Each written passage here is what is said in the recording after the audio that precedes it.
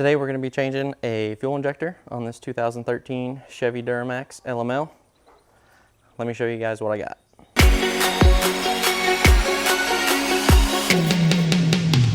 You can see now injector 3 is getting up into the 5.7 range there.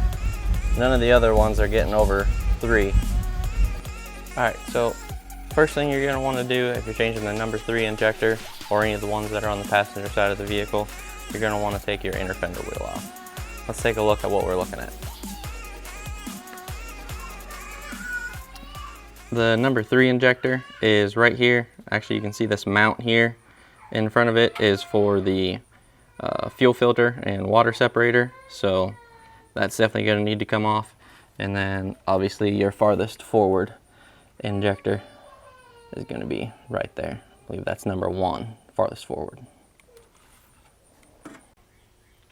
First thing we're going to want to do to get started to make some room is take off our air filter box, our intake tube. Make sure to unplug your MAF sensor and air filter sensor. We're also going to undo a couple coolant lines off this degas bottle and get it out of the road. Alright, first thing we want to do is unplug our MAF sensor and take a flathead screwdriver and pull back this clip, pry side to side on it until it comes out and seated loose. Then you can use this tab right here and push down with your thumb and pull gently. Next, we'll take off our air filter sensor. This red tab is the same as the light gray tab on your MAF sensor, and you're just going to want to wiggle it back and forth until it comes undone. Then you'll be able to use your index finger and push down on the tab and disconnect it. Next, we'll be able to remove the 8mm hose clamp that holds your intake tube onto your air filter box and remove your intake box.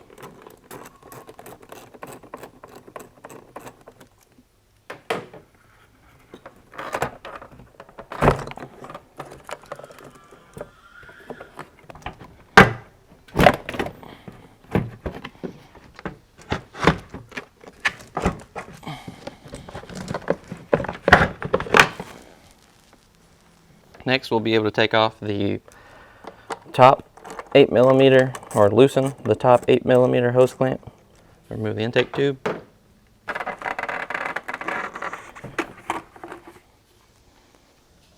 Next, we're going to start taking off the degas coolant bottle. So you want to come underneath your truck and drain your lines first. And this is the return hose to your radiator.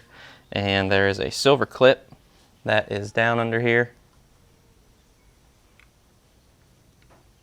Here's the silver clip. You're going to want to take a screwdriver and just pry down on this right here. Actually, finger works pretty good too.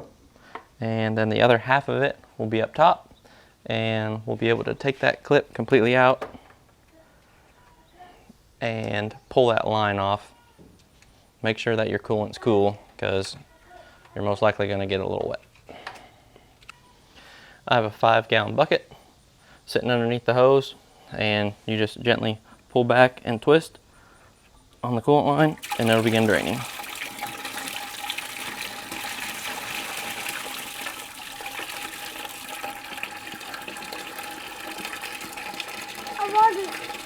Stay back, Wes.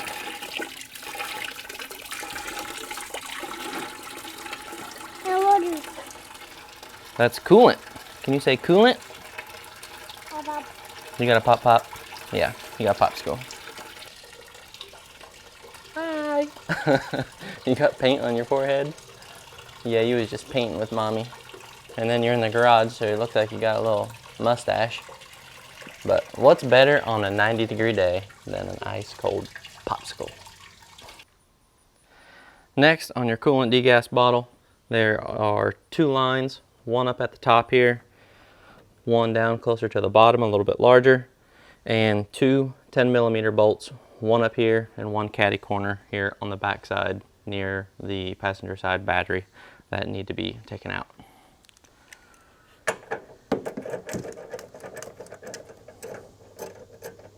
Also, there's this air conditioning line here that needs to be pushed off from underneath. You can squeeze the clip and push it out. to disconnect it from the bottle.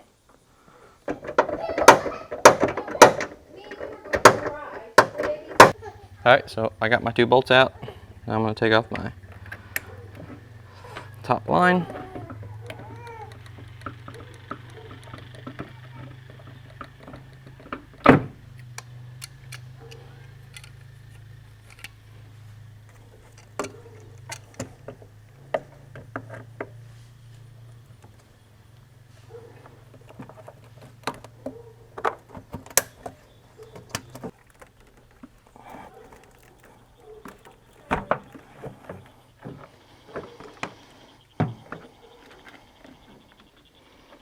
Okay. On the back side of your degas bottle, there's also a sensor. Once you twist it out, you'll be able to unclip it fairly easy. Here's the clip on the bottom side of your coolant bottle. Just be able to pull up on this clip and it pops out easily. Next, we're going to remove the fuel filter and primer assembly. There are 2 13mm bolts up top. There was one that was at one time holding this line on top of the housing, but mine's missing. So underneath there, you'll see those 2 bolts there, and then there are 3 down below. There are 2 fuel lines on the fuel canister. This line here will take a quarter inch socket. This one here will take an 8mm.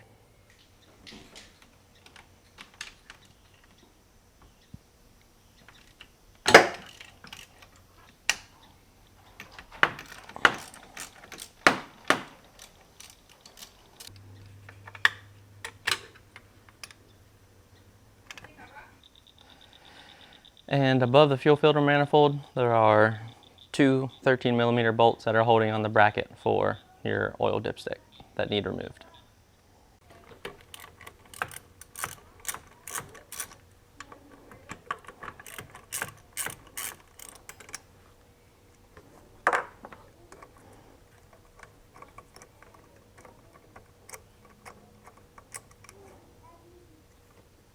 This bracket can now be removed. Here are the 3 bolts on the bottom. One here towards the cab, and then these 2 bolts towards the front. Okay, so now we're down behind the wheel well at the bottom of your fuel filter. This is your water separator.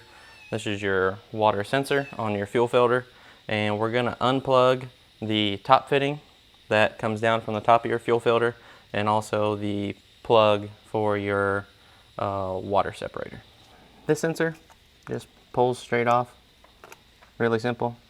Now this one, there is a tab right here on my thumb. We're just going to push in on it and separate. Now we're ready to take out the remaining 3 13mm bolts.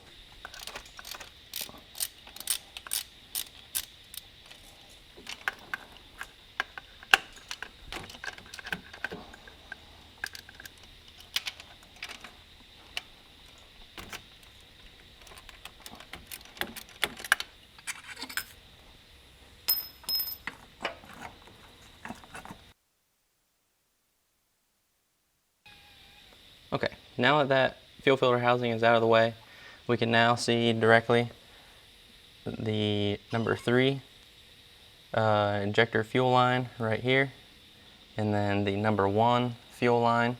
Both of those go up and through a bracket on the manifold cover that have a keeper bolt that keeps those fuel lines aligned.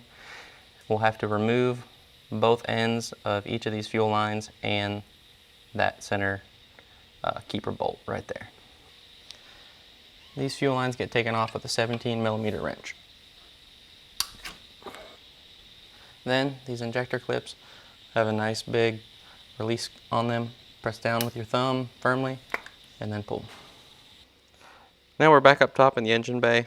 We have the injectors unplugged electrically for numbers 1 and 3. And also have the fuel lines off of the top of the injectors. Now we need to take off the lines 1 and 3 from the fuel rail. which are, this is number 1, and here is number 3. Those are a 19mm wrench. Now, it's up to you. I'm going to remove the resonator and most likely the intake for the turbo to make room for this. It's up to you if you're going to remove anything else here to give yourself enough room. The resonator has 2 bolts, both 10mm. One right up here on the top, you can see easily, and then one that's angled here in the back.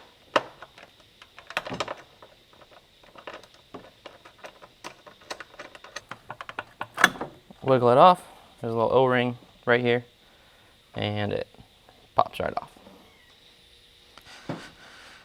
Now on the back of the intake there is a PCV valve, and this tube is just held on while you have your 10mm. Take this bolt out so you can loosen up that hose, and we'll be taking off the hose clamp that is around the intake onto the turbo. Completely loosen it. I've done it where you try to loosen it and wiggle your way off, and it doesn't work very well. So just take the hose clamp completely off, work it around till it comes off. Then this comes out very easily. It'll save you a lot of frustration. The hose clamp is an 8mm or just a flathead screwdriver.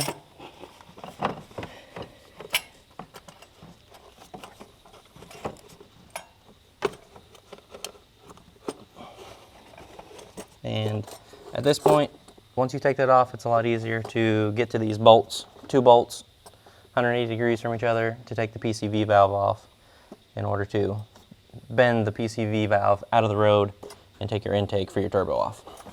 These 2 bolts for the PCV valve are a 10mm. There is a small bracket that loops around the bottom side of this valve.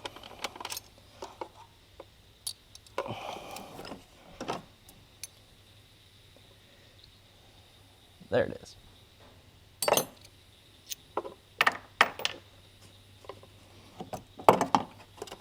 Then you can just take the PCV valve and work it back and forth. There's a little O-ring seal until it comes off.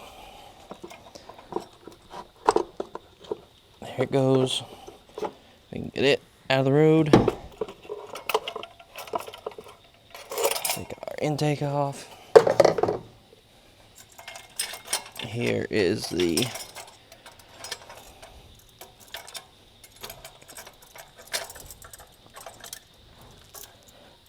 intake hose clamp. Here's the intake hose clamp. It goes around the turbo. And now I have a good view at my 2 19mm lines.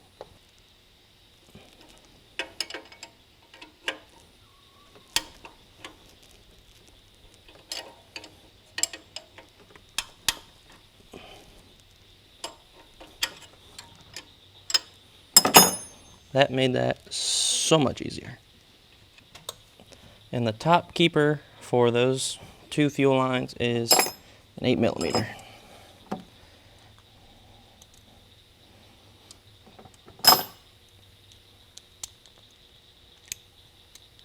A whole lot easier if you don't use a deep well.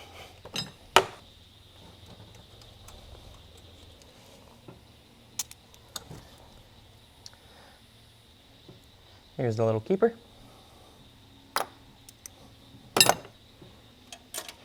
Be sure not to lose the bottom of the keeper. And you can remove lines 1 and 3.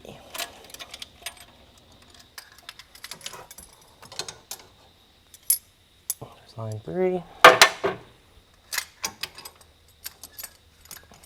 There's line 1.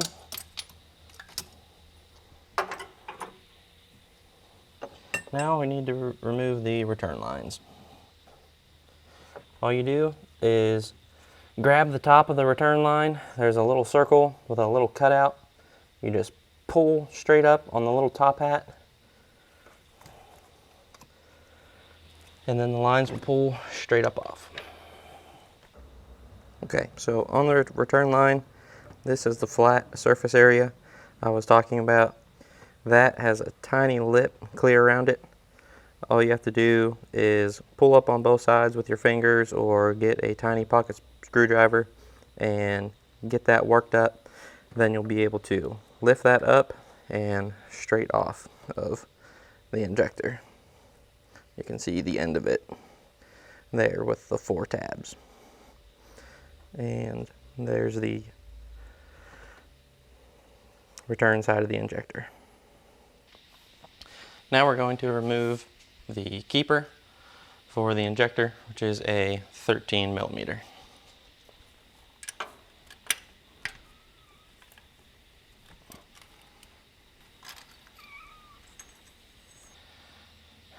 So here's the keeper for the injector. You want to turn it over 180 degrees.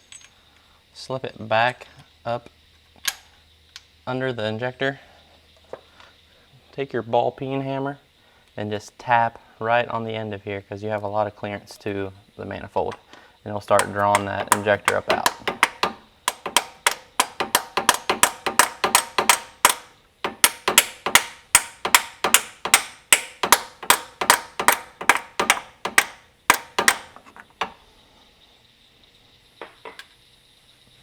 Pull the keeper off.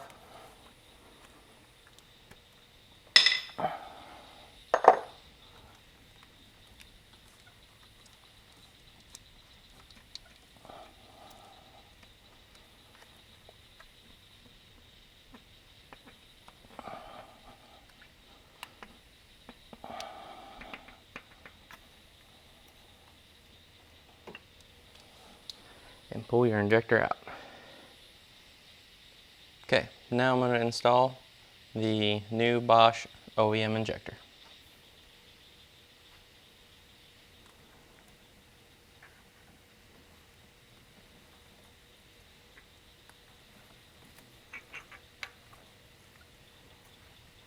I'm going to take a deep well 3/4 socket, put it over the cap for the intake fuel line, for the incoming fuel line, and tap down to seat the injector. Now that we have the injector in, we're going to reinstall the injector keeper.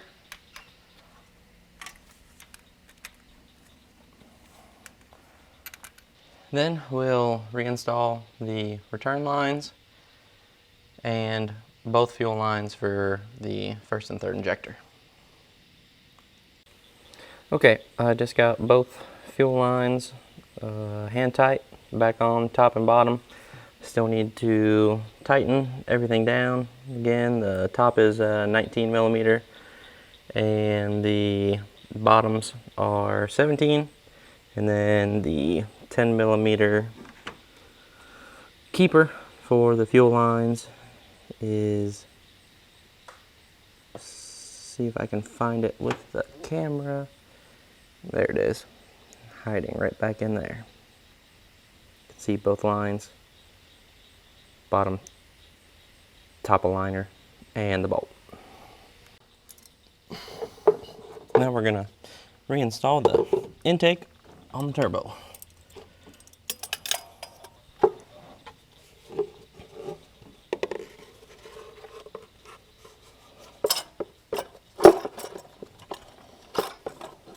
After you get your intake back on your turbo and your hose clamp tight, then you need a 10 millimeter in order to put back on your PCV valve.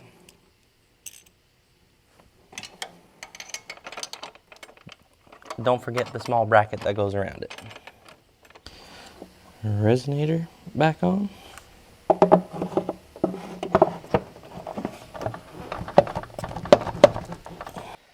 Now you can come back down into the wheel well and take your 17 millimeter wrench and tighten your fuel lines.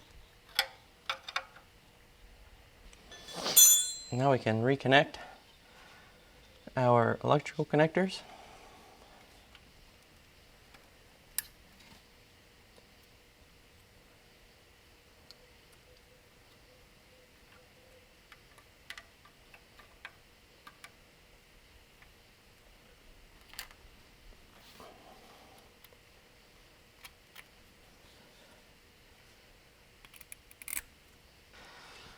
Next, we'll reinstall our fuel filter assembly, connect all fuel lines and their electrical connectors.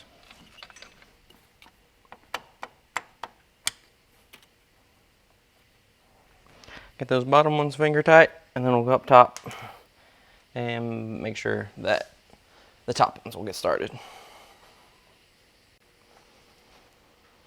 Okay, first thing, grab your bracket and lay it on top of the fuel filter housing and line all the bolt holes up and install your bolts.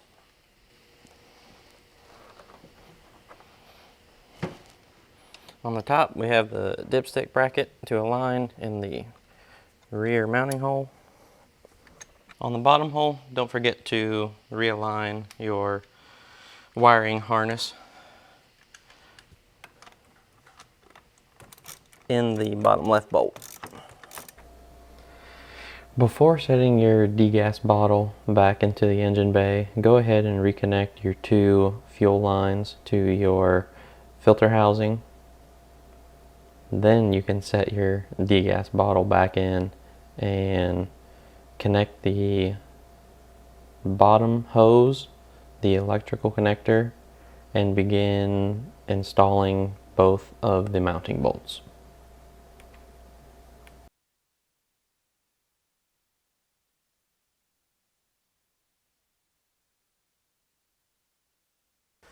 Alright, since we've had all these fuel lines off, we're going to need to reprime the system. Let me show you how to do that.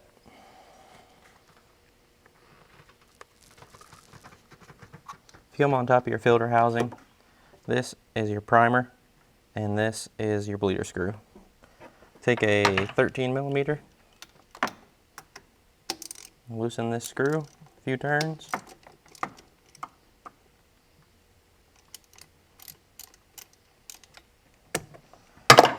and then press the primer button until you see fuel start coming out underneath your bleeder.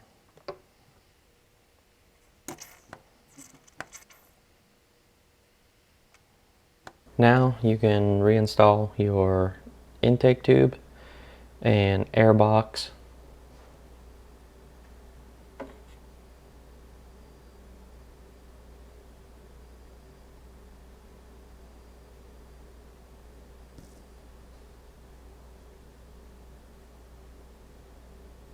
Then you can plug back in your air filter connector